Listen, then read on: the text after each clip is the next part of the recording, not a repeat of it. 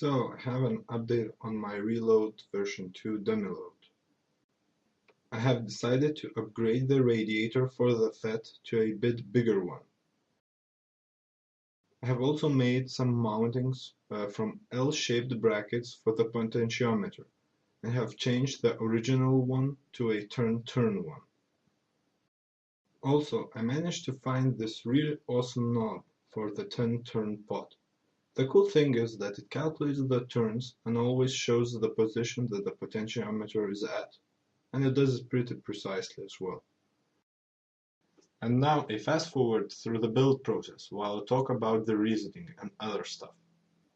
The original radiator resulted in the FET's thermal protection kicking in when running larger loads, and that's the main reason for this upgrade.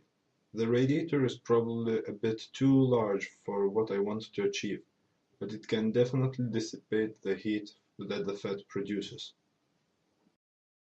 I could not find any box laying around that the dummy load could be mounted in, so I opted out for mounting everything on the radiator itself. In the final version I moved the control knob and the banana connectors, which I completely forgot about while making this, to the other side of the radiator, so that it's way more compact. The first L bracket is screwed in with only one 3mm bolt to the radiator, and the other hole is used for stability. The second bracket mounts to the first one with two 3mm bolts, and this whole contraption feels rock solid. The potentiometer is mounted using the nut that comes with the knob. There is also a small metal plate that keeps the outer ring of the knob in place, but I could not find it while making this video. The reload board is mounted on two plexiglass pieces using double-sided tape.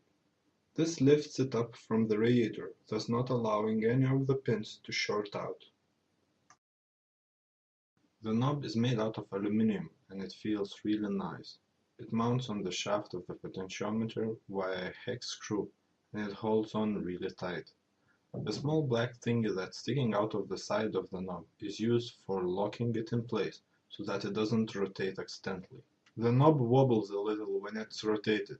It means that the base of it has to be lifted up a bit to avoid it getting stuck in place. To test it out, I have brought a 12-volt 7Ah lead-acid battery that was fully charged.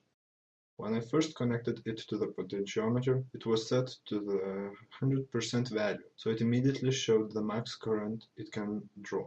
Amazingly, it's around 8.5 amps. I have run it at that current for a little while, and it worked like a charm.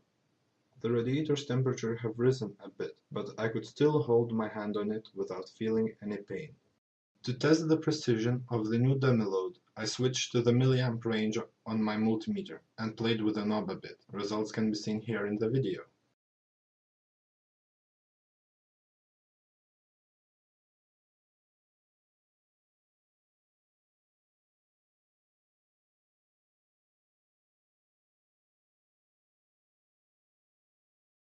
Thanks for watching and see you next time.